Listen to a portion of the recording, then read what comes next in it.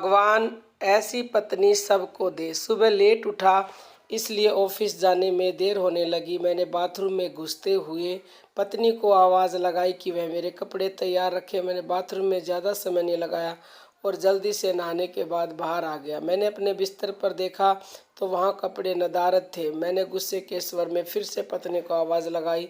शायद वह किचन में थी, मेरे लिए खाना तैयार कर रही होगी, इसलिए उसको मेरी आवाज़ नहीं सुनाई पड़ी, या फिर कुकर की उठती तेज़ सीटी में मेरी आवाज़ दब गई थी। इस बार मैंने गुस्से के साथ और तेज़ आवाज़ लगाई। मैंने किचन से बड़ा प्यारा सा रिप्लाई आया, आई। मेरा गुस्सा अपने चरम पर था। मुझे ऑफिस के लिए लेट हो रहा था। मैं अंदर से बुरी तरह जलाया हुआ था। पत्नी कमरे में आ जाती है और वह सीधे अलमारी की तरफ बढ़ जाती है। मेरे मन में सवाल उठा कि क्या उसने मेरी आवाज़ को सुना था या फिर सुनकर अनसुना कर दिया था। फिलहाल जो कुछ भी वह मेरी तरफ से देखते हुए कपड़े बिस्तर पर रख देती है और वहाँ से जाने को होती है। अचानक से वह वापस आती है और मुझसे बोली, अगर मैं तुम्हें किसी के साथ डिनर व फिल्म देखने के लिए बाहर जाने को कहूँ तो तुम क्या कहोगे? उसके पूछने का अंदाज थोड़ा अलग था। मैं समझ नहीं पा रहा था फिर वह किसकी बात कर रही है और क्यों। शायद मैं जवाब देने के लिए तैयार था। मैं बोला, मैं समझूंगा कि अब तुम मुझसे प्यार नहीं। शायद उसने गुस्से अथवा प्यार में मेरी तरफ देखा, लेकिन फिर अगले ही पल अपने होठों पर हल्की सी आती हुई मुस्कान को दबाते हुए बोली, मैं आपसे प्यार करती हूँ, लेकिन यह औरत भी आपसे बेपनाह प्यार करती है, शायद मुझसे भी ज़्यादा, और आपके साथ कुछ समय बिताना चाहती है। मुझे पत्नी के मुंह से इस सवाल की उम्मीद नहीं थी। मेरे मन में एक सेकंड में हजारों सवाल ऊपर नीचे होने लगे। आखिर किस औरत की बात कर रही है और किस से मिलवाना चाहती है?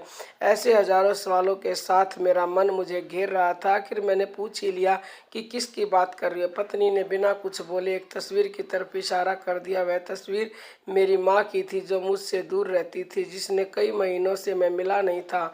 शायद काम की वजह से मैंने उन्हें फ़ोन भी नहीं करा था। मैं अपनी व्यस्तता के कारण उन्हें समय ही नहीं दे पा रहा था। मैंने पत्नी की तरफ देखा। पत्नी ने मुस्कुराहट के साथ मेरा मोबाइल मुझे थमा दिया। मैंने माँ को फ़ोन किया और उनसे रात पर खाने और साथ में फिल्म देखने के लिए कहा। मेरी माँ आवाज़ सुनकर खामोश हो गई। शायद करुण स्वर था, तुम ठीक तो हो ना? तुम दोनों के बीच कोई परेशानी तो नहीं? माँ ने पूछा। उनके लिए मेरा एकाएक एक तरह फ़ोन करना शायद किसी परेशानी का संकेत था। नहीं, कोई परेशानी नहीं, बस मैंने सोचा था कि आपके साथ बाहर जाना एक सुखद एहसास होगा। मैंने जवाब दिया और कहा, बस हम दोनों ही चलेंगे। उन्होंने इस बारे में एक पल के लिए सोचा और फिर कहा, ठीक है। शुक्रवार की शाम को जब मैं उनके घर पहुंचा तो वह मेरा इंतज़ार कर रही थी। मुझे देखकर उनका चेहरा खुशी से चमक उठा, जैसे बरसों से खोई कोई दौलत अकस्मात उन्हें मिल गई हो। मैंने माँ के पैर छुए और उन्हें गाड़ी की तरफ ले जाने लगा। वह बार बार मेरी तरफ देखकर हल्के हल्के मुस्कुराकर गाड़ी की तरफ बढ़ रही थी। कार में माँ ने बताया कि उन्होंने अपनी एक दोस्त को बेटे के साथ खाने के लिए बाहर जाने की बात बताई है। वह काफ़ी प्रभावित थी। फिलहाल हम माँ के पसंद वाले रेस्टोरेंट तक पहुंच चुके थे, जो कि देखने में अब भी अच्छा और आरामदायक था। अंदर जाकर हम दोनों एक बैठ गए। मैंने पास रखे मेन्यू को उठाया और पढ़ने लगा। एकाएक मेरी निगाह माँ पर पड़ी। वह अभी भी मुझे देख रही थी, लेकिन इस बार वह मुस्कान गायब थी। वह उदास दिख रही थी। शायद मैंने मेन्यू पढ़ने में तो ज़्यादा समय नहीं लगा दिया। मैंने मेन्यू को साइड पर रख दिया। मैंने माँ से खाने के लिए पूछा। उन्होंने मेन्यू की तरफ इशारा करके मुझसे कहा, तुझे याद है जब तू छोटा था और हमारे साथ बाहर खाने के लिए आता था? मैं भी तेरे लिए इसी तरह मेनू गौर से देखती और तेरे लिए अच्छा सा खाना ऑर्डर करती थी जो तुझको पसंद था। लेकिन अब वक्त बदल गया है, महंगाई भी बहुत हो गई है। तू शायद मेनू में कुछ नया देख रहा हो। माँ का जवाब सुनकर मेरी आंखों से आंसू निकलने लगे थे, लेकिन मैंने खुद को संभाला और कहा, माँ, इस बार मैं आपके लिए मेन्यू पढ़ना चाहता हूँ।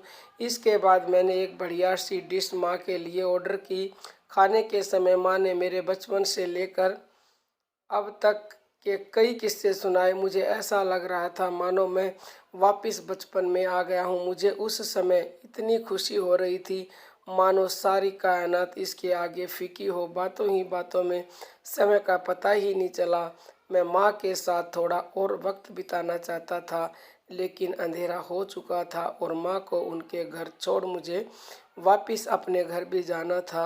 इन शब्दों का मतलब बाद में समझ आया, लेकिन फिलहाल मैं माँ को लेकर उनके घर पहुँच गया।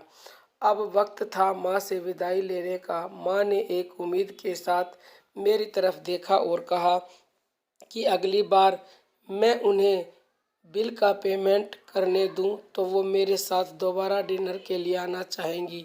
मैंने मुस्कुराहट के साथ माँ से कहा, माँ जब आप चाहो और बिल पेमेंट कौन करता है, इससे क्या फ़र्क पड़ता है। माँ ने मेरी तरफ देखा और मुस्कुराहट के साथ कहा कि फ़र्क पड़ता है और अगली बार बिल वो ही पे करेंगी। इसके बाद मैंने माँ से विदाई ली और अपने घर की तरफ चल दिया। घर पहुंचकर देखा तो पत्नी मेरा इंतज़ार कर रही थी। उसने पूछा, कैसा रहा आज का दिन। बहुत बढ़िया, जैसा सोचा था उससे कहीं ज़्यादा बढ़िया, मैंने जवाब दिया। इसके कुछ दिनों बाद अचानक मुझे माँ के देहांत की सूचना मिली। उन्हें दिल का दौरा पड़ा था। यह इतना अचानक से हुआ कि मैं कुछ समझ नहीं पा रहा था। मैंने माँ के लिए कुछ भी तो नहीं किया था। मैं वापस उनके साथ समय बिताना चाहता था, लेकिन अफसोस अपने व्यस्त समय की वजह से मैं माँ के लिए समय नहीं निकाल पाया।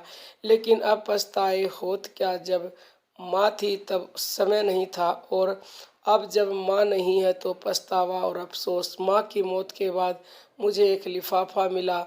उस लिफाफे में उसी रेस्टोरेंट की एडवांस पेमेंट की रसीद के साथ माँ का एक खत था, जिसमें माँ ने लिखा था, मेरे बेटे, मुझे पता नहीं था कि तुम्हारे साथ दोबारा डिनर पर जा पाऊंगी या नहीं, इसलिए मैंने 2 लोगों के खाने के अनुमानित बिल का एडवांस पेमेंट कर दिया। अगर मैं नहीं जा पाऊँ तो तुम अपनी पत्नी के साथ भोजन करने ज़रूर जाना। उस रात तुमने कहा था ना कि क्या फ़र्क पड़ता है मुझ जैसी अकेली रहने वाली बूढ़ी औरत को फ़र्क पड़ता है, तुम नहीं जानते। उस रात तुम्हारे साथ बीता हर पल मेरे जीवन के सबसे बेहतरीन समय में एक था। भगवान तुम्हें सदा खुश रखे। तुम्हारी माँ। इंसान को दुख आप अपने को खोने के बाद होता है। अगर समय रहते एहसास हो जाए तो जीवन में छोटी छोटी बातों से भी परिवार में खुशियाँ बांटी जा सकती हैं। और माता पिता तो जीवन की सबसे अनमोल धरोहर है। आपको यह कहानी कैसी लगी, कमेंट करके ज़रूर बताइएगा।